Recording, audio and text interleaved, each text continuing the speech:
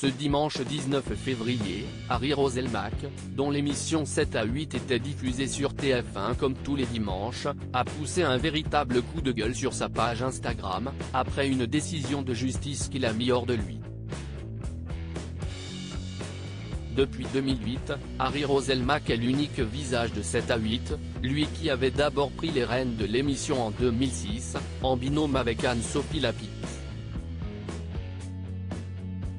Véritable touche-à-tout, le journaliste, qui a toujours multiplié les activités, avait pourtant décidé de renoncer au JT de 20h en 2011, après 5 ans de bons et loyaux services.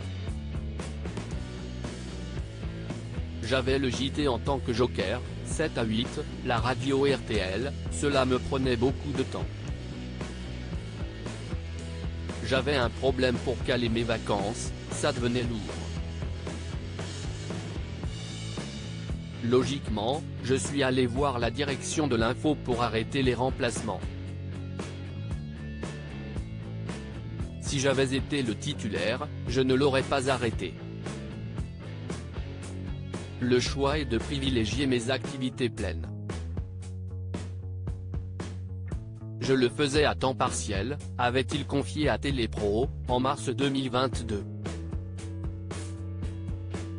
Figure incontournable de la première chaîne, Harry Roselmack n'hésite jamais à hausser le ton sur les réseaux sociaux lorsqu'il le juge nécessaire, et ce fut le cas ce dimanche 19 février, après une inquiétante décision de justice. Le 21 novembre 2020, un homme de 67 ans répondant au nom de Claude Jean-Pierre était violemment interpellé par les forces de l'ordre lors d'un contrôle routier à Des Haies, en Guadeloupe. 12 jours après son interpellation, il décédait à l'hôpital. Le procureur de la République de Basse-Terre, Xavier Sicot, a finalement sollicité ce 17 février 2023 un non-lieu dans cette affaire, estimant que l'action des forces de l'ordre était légitime. Vous avez en tout cas la preuve que je ne décide pas des sujets qui sont traités dans 7 à 8, une décision de justice qui a révolté le journaliste, qui n'a pu s'empêcher de pousser un coup de gueule en story Instagram. Comment la République française, via l'un des représentants de son système judiciaire en Guadeloupe, peut-elle faire montre d'un tel mépris pour la justice en requérant un non-lieu dans l'affaire Claude Jean-Pierre? Un usage disproportionné de la force par 2 gendarmes à l'encontre d'un citoyen ayant plus que vraisemblablement entraîné son décès ne mérite même pas un procès? Révoltant, a d'abord écrit Harry Roselmack, lui-même fils de CRS engagé contre les violences policières.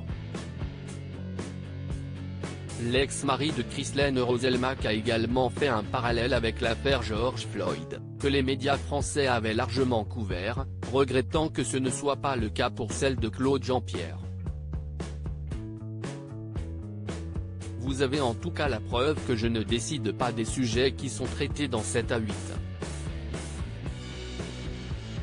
Il est anormal que cette affaire soit aussi peu médiatisée au niveau national.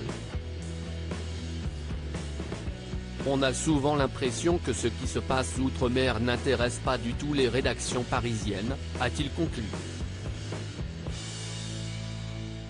Un message clair, net et précis.